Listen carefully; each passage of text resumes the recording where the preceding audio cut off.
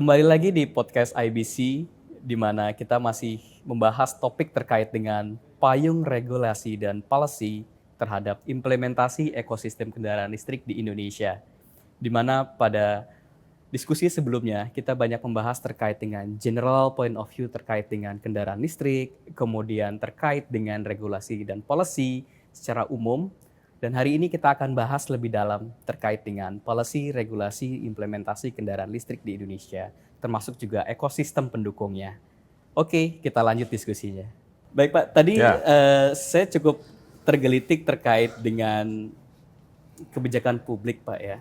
Jadi tadi kita sudah melakukan benchmark untuk negara-negara US, Eropa. Kemudian saya coba mau tarik sedikit ini ke kompetitor terdekat kita Pak, dalam tanda kutip Thailand gitu ya. Jadi dalam 2 dekade terakhir ini Indonesia dan Thailand terkait dengan industrial sector ya Pak ya, terutama di otomotif. Ini selalu nomor 1, nomor 2, nomor 1, nomor 2, kita balap-balapan terus nih dengan Thailand. Dan tentunya Thailand juga tidak ingin melewatkan momentum dari transisi ke mobil listrik ini. Ini saya lihat Thailand sudah melakukan beberapa aktivitas terkait dengan pengembangan EV. Salah satunya adalah Thailand juga masuk ke dalam baterai sel, Pak. Mereka mau buat baterai selnya sendiri. Kemudian ini kami lihat sudah lebih dari 4 OEM memutuskan fasilitas produksi mobil listrik mereka di Thailand.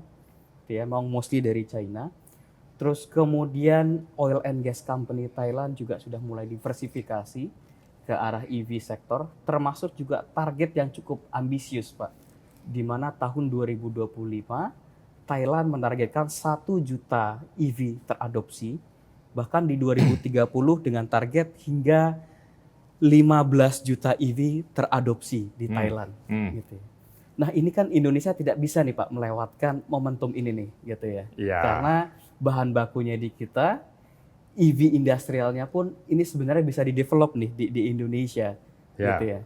Nah, ini bagaimana nih menurut? Gini, kita sudah kalah 1-0 sekarang dengan Thailand terkait dengan combustion engine. Ingat tidak dulu sekitar tahun 90-an kalau saya tidak salah, ketika semua perusahaan sepeda motor Jepang yang ada di Thailand pindah ke Indonesia. Itu kita tepuk tangan senang sekali karena lapangan pekerjaan nambah dan sebagainya. Saya bilang nggak bisa, itu nanti jadi disaster di negara kita. Karena kemacetan Thailand waktu itu, salah satu pejabat motor ada di sana, dipindahlah ke sini semua. Sekarang macetnya di sini. Itu kita sudah kalah dengan Thailand. Etos kerja kita itu kalah dengan Thailand. Ya terbukti tadi yang Anda sampaikan kan, kita kan lebih senang kalau libur bersama nih.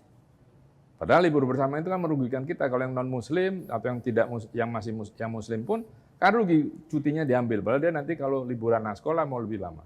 Nah, di sini kelihatan bahwa kita akan kalah lagi nih. Memang dua-duanya assembler, ya kan? Indonesia dan Thailand sama. Dia merakit. Nah, kita jangan gitu. Saya selalu ingatkan waktu itu di SDM bahwa kita jangan ulangi kesalahan kita di policy kebijakan di combustion engine. Kita akhirnya cuma jadi market.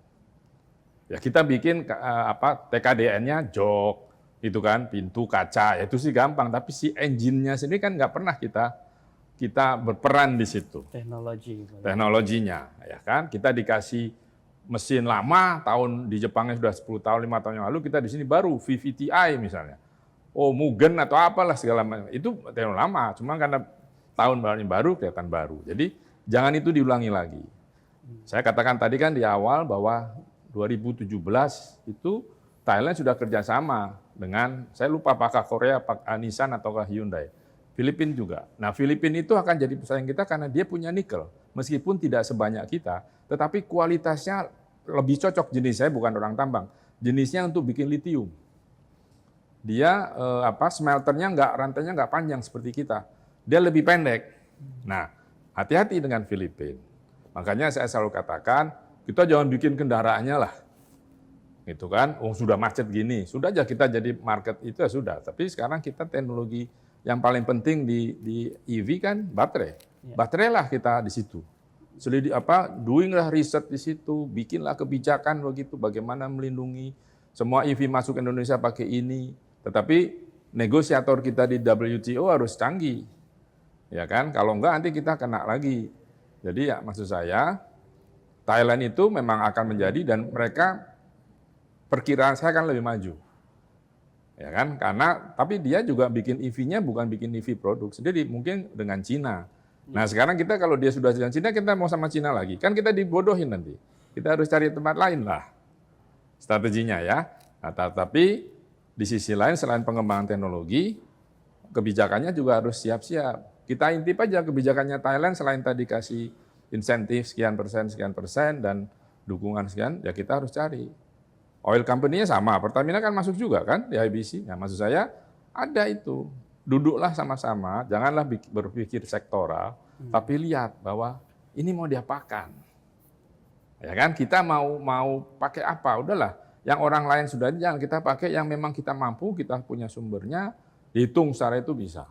Jadi itu balik lagi, ya, ini mumpung saya sama IBC, ya silahkan aja, harus dikembangkan. Jangan pusing dengan pengembangan kendaraannya, karena itu paling kita jual lagi menu-menuin di sini, mau diekspor susah, pasti susah itu.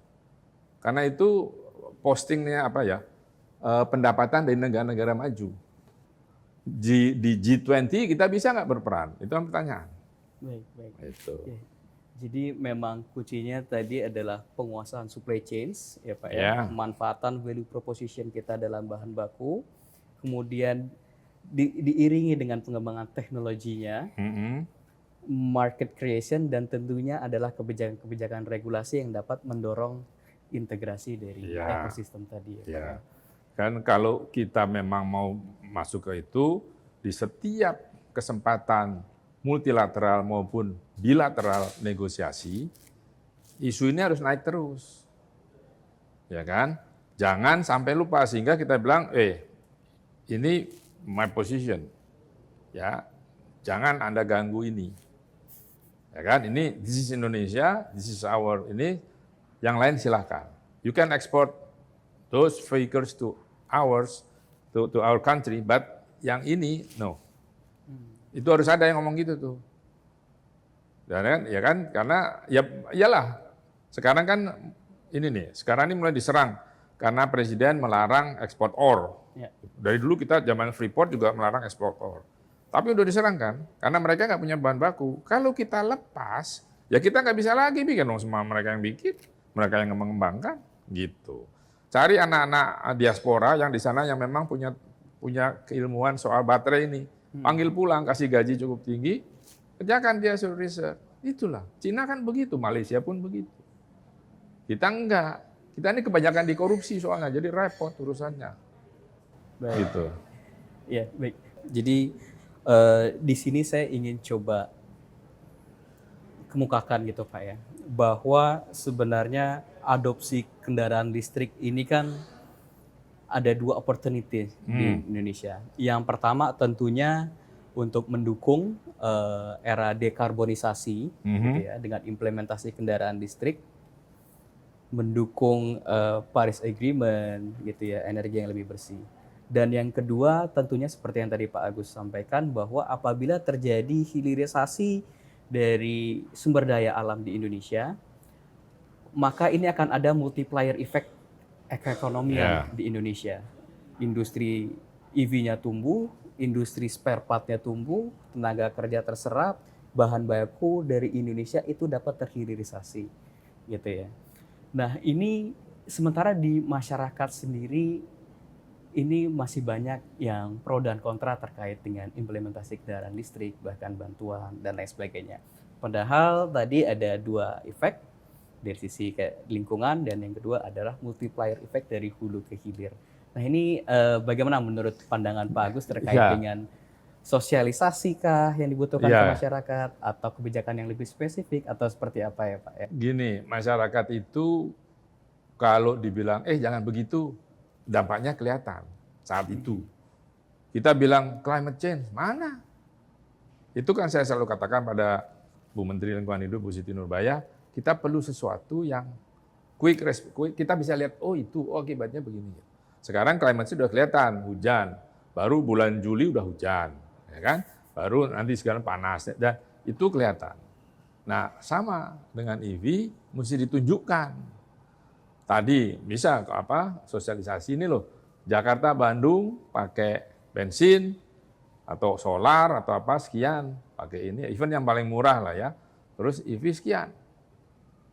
Bisa nggak bolak-balik misalnya? Kalau nggak ngisinya di mana? Nah itu mesti kasih tahu. Persoalannya kendaraan EV itu masih mahal. Ya kan? Praktis mahal lah. Iconic itu berapa? 800 juta kan? 800 juta itu bisa dapat mobil sedan apa itu? Yang lebih bagus kan ininya, apa? Tongkrongannya, kelengkapannya gitu, ya kan? Nah, terus harga baterainya itu kan mahal. Nah, itu di situ kembali lagi saya bilang, bikin baterai yang murah, durasinya panjang. Pasti bisa lah, teknologi kan bisa ya, anak-anak kita kan cerdas-cerdas. Cuman mau tidak ini pemerintah. Tentu kita harus pikirkan, kita harus sering duduk ngomong, oke, kita mau apa ini, bagaimana melindunginya supaya tidak kena larangan WTO. Bisa itu. Ahli-ahli perdagangan internasional banyak, ahli-ahli hukum internasional banyak di kita. Panggil aja. Nah, jadi sekali lagi komunikasi, sosialisasi perlu. Kan ini sekarang pakai media sosial banyak, beli mobil ini bandingkan. Kan ada tuh kawan-kawan yang punya podcast otomotif, nah, suruh dia aja, ya kan? Bandingkan ini lebih ini plus minusnya kasih tahu. Terus nanti terus berkala kan, ini lebih baik nih itu. Nah orang baru ke sana, karena personalnya harga. Di kita tuh harga itu sensitif. Nah itu harga, terus after sales service, ya kan? Terus apa nih? Yang saya katakan selalu bahwa EV ini nilai jualnya rendah. Karena baterainya kan harganya 2/3 dari harga mobil. Ya. Nah itulah tugas perusahaan baterai membuat bagaimana jadi 2/3, jadi 1/4, jadi supaya orang pakai EV. Karena pakai berapa? Hyundai 8 tahun kan, garansinya ada yang 5 tahun. Setelah itu beli baterainya mahal. Nah, terus mahal, dijual mobilnya nggak laku. Saya tadi pagi berdiskusi lagi dengan Bu Dirjen PSLB3, KLHK, baterai sudah ada mas, aturannya dan sebagainya. Oke, mobilnya, lo kenapa mobil? Lo mobilnya nggak laku dijual, mau diapain? Di Cina sekarang problem loh. Mobil EV itu yang nggak laku dijual, terus harus di scrap. Jangan-jangan dibuang ke sini lagi. Nah, hal semacam ini harus kita lindungi. Gitu, karena konsentrasi masih di baterai, balik lagi, ini saya ngomong sama pabrik baterai, ya bikinlah baterai yang tadi, yang semungil mungkin, tetapi kemampuan sebesar mungkin. Bisa nggak itu? Itu aja, tapi pemerintah harus cepat ya, ini cepat sekali. Apalagi sekarang tahun politik, masing-masing mau berpolitik, ya nggak mikir lagi udah. Ini kan sudah bulan apa? Juli. November sudah nggak mikir lagi. Nah, sekarang juga udah nggak mikir, nanti kan ada menteri-menteri yang mundur. Karena mencalonkan diri. Nah itu, kita berat nih sekarang nih. Ya kan, tugas IBC bagaimana mengetok kepala-kepala menteri itu supaya lu pikirin dong ini, ya kan, gitu. Karena itu nggak mudah. Orang kita sesaat dia 5 tahun, ya 5 tahun itu saya harus berprestasi apa dong, gitu aja. Karena 5 tahun itu nanti dia kecuali di PAW kalau di DPR, tapi kalau enggak kan, pikiran dia untuk memajukan bangsa ini cuma 5 tahun. Nah itu yang harus didobrak. Bukan tugas IBC, tetapi inilah hambatan obstacle yang menghadang kita untuk mengembangkan EV. Berarti memang dari implementasi kepada masyarakat itu memang dibutuhkan sosialisasi. Ya harus. Terkait dengan kan mudah, medsos sekarang banyak. Daripada kita dengerin kubu-kubu itu kan mendingan dengerin soal ini. Lebih mendingan dengerin kita. Iya, soalnya sekarang anak-anak muda ini yang milenial Gen Z sedang diracuni soal politik loh. Iya. Maksud saya ini saatnya masukkan itu yang menarik. Kayak tadi saya baru lihat ini iklannya LRT yang mau diresmikan. Itu bagus banget itu. Coba nanti saya kirim. Itu model-model gitu. Orang masuk itu pakai dialek Betawi, terus Bekasi gitu-gitu. Nah, IBC harus masuk ke sana. Baik. Gitu, jadi ya. memang isu lingkungan itu memang penting, Pak, untuk kita atasi bersama. Terus kemudian dengan value proposition Indonesia, itu Indonesia bisa menjadi berpotensi pemain global dalam baterai, dan tentunya untuk mengimplementasi itu semua kita butuh pelaksanaan sosialisasi, Pak ya. Dan pengembangan terus dilakukan. Baik. Karena kalau nggak dilakukan gimana? Kita mengembangkan kendaraannya susah karena kendaraannya punya orang. Baterainya aja. Ya dong.